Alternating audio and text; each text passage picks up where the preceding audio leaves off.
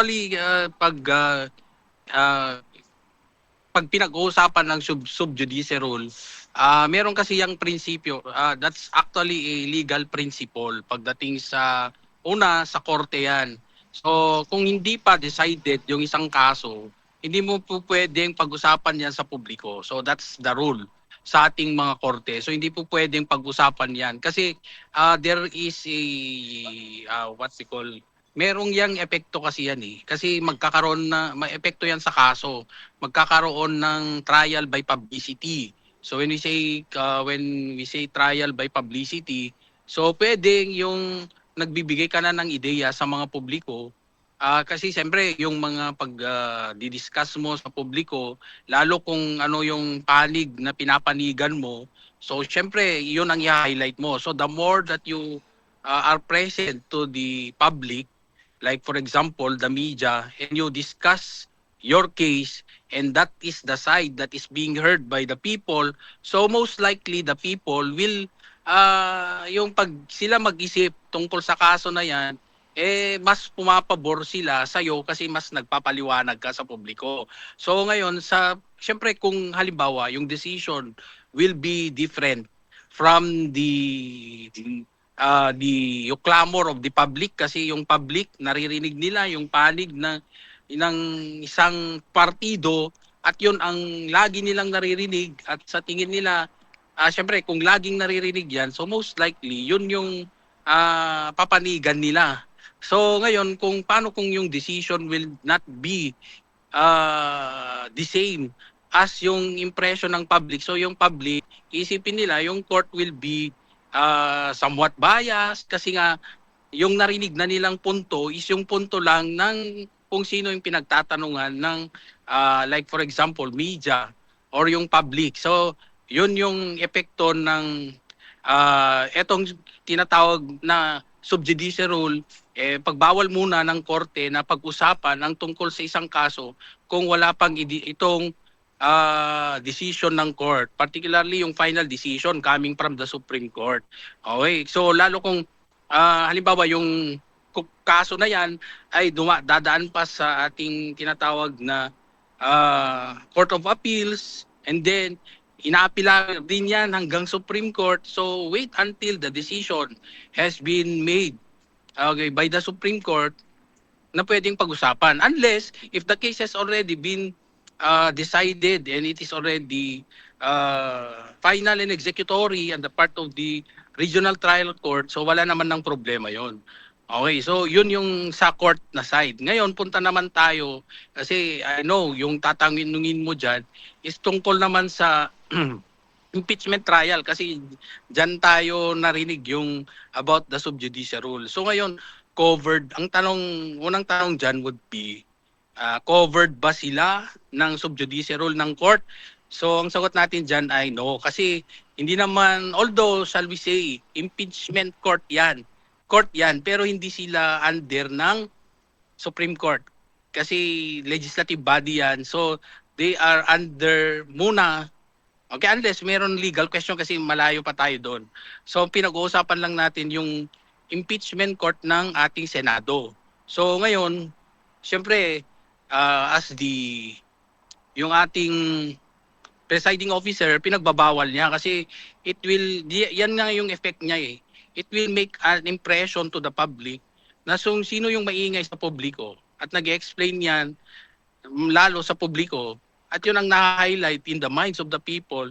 So baka mamaya merong desisyon na hindi siya sang-ayon doon sa decision ng ating impeachment court.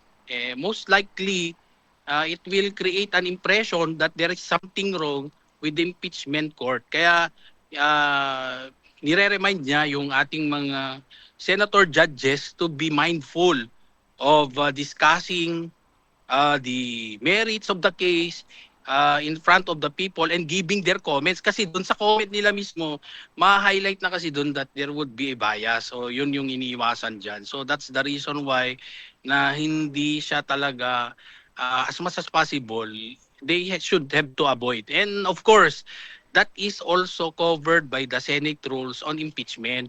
So meron silang rules doon. So although it does not mean na it is absolute naman na totally banned sila to discuss it with the public, but then again, it should not be in a way na doon sa kanilang pagsagot or doon sa pag-inform nila yung publiko, meron talaga silang hina-highlight na side. Kasi what for na nandun sila, nauupo o as judges, kung meron na pala silang pinapanigan doon sa ano na to, trial na to. So yun lang naman yun, sir. Okay. So ibig sabihin, attorney, pwedeng banggitin itong going na trial, basta wag banggitin yung merits the case or merito itong kaso, attorney. Yes, wag. And of course, hindi naman yung siyempre hindi mo rin maiwasan na along the way na pag tinatanong ka, you can mention about the merits kasi nga pinapublic naman yan eh. Lahat naman pinapanood natin yan. But then again, you should not sound as if there is a side that you are favoring kasi ibang usapan na yon. Kasi nagbibigay ka na ng impression doon sa evidence that has been presented na para yung klase ng pagtatanong mo is hindi na siya tanong to elicit facts but rather yung information na binibigay mo is you are suggesting, okay, that there is something in the evidence that being presented. Like for example, like parang sinasabi mo na yung evidence ang pinipresenta ay parang totoo yan. Okay, so hindi naman na klase ng pagtatanong kasi siyempre yung judge or kayo as senator judges, you have to elicit facts. Yun ang gagawin mo dyan. Kung totoo ba yun. Okay, may katotohanan ba yung binabanggit ng isang testigo, yung kanyang testimonya. Kung ikaw naman ay nagsasabi na oy, totoo yung sinasabi niya, so you are now confirming. So as a senator judge, may bias ka na doon. So it sounds that you have favoring a party. Okay, yung ating defense and prosecution, so mali po yun, mali. Okay, so hindi po pwede at hindi yon pinapayagan.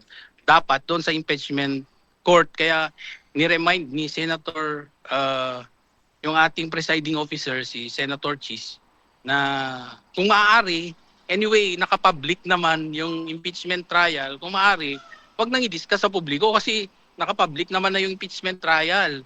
So bakit dadagdagan mo pa ng komento yung naman? So antayin Okay. mo na lang. Namunga na amin natin, kalpasan namin na dahil iti post ni Vice President Sara Duterte, iti iti counsel na, attorney. So, nadakamat po ti attorney, iti impeachment court, iti korte, hanggang po kaiba, kumbaga, supadi, iti subjudice, iti impeachment court, kastamin iti korte, attorney. Yes, magkaiba yan. Kasi siyempre meron sang Senate rules on impeachment trial. Iba naman yung mga civil, criminal, administrative procedure na nakapaloob sa ating mga courts and quasi-judicial bodies. So iba naman yon. Kaya magkaiba sila. Okay, so then again, mas stricto lang kasi pagdating sa ating korte kasi siyempre talagang nakapaloob yan mismo sa doon sa procedure na bawal na pag-usapan yan. Pero doon kasi sa Senate rules, siyempre you cannot avoid that the public would ask through media na kung ano yung what can they give as an information to the public. Pero but then again, yun nga, reminder din na sana wag nang pag-usapan pa na about the merits.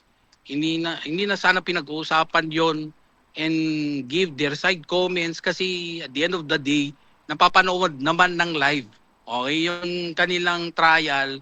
So, yun na yun mismo. Okay, so wag nang dagdagan kasi napapanood naman yan ng live. Bakit nagkakaroon pa ng side comments outside of the impeachment court? Total live naman yan. So, the thing speaks for itself. Diba? So, yun na yun eh. Okay, so yun na yung dapat. Wag nang dagdagan pa outside of the impeachment court. Yun lang naman. Okay, attorney. Maraming salamat kadito oras manan nga nakinumadag stasyon di Bomboradyo Lawag. Amo ka do digiti kumiko mo ka digiti Gondaway. Amo na ka trading ready data bagpak mo manen. Attorney. Anyway, maraming salamat kan ganad kayo, Attorney Kid Castro. Okay, thank you, sir. Okay, ni Attorney